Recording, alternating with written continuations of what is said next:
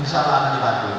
Kenapa Bapak Ibu? Karena masih banyak jamaah, masih ada jamaah, mohon maaf, yang memakai fasilitas di dalam pesawat itu tidak tahu caranya. Nah, akhirnya apa Bapak Ibu? Dia membuang air besar. Kami akan masih memberikan servis atau kami akan memberikan makanan di sebanyak 2 kali. Masih makan 2 kali selama penerbangan.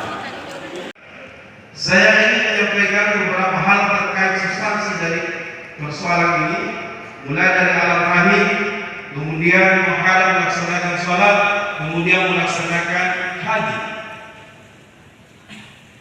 Bahwa kita akan bertemu dengan zat yang maha suci, sehingga setiapnya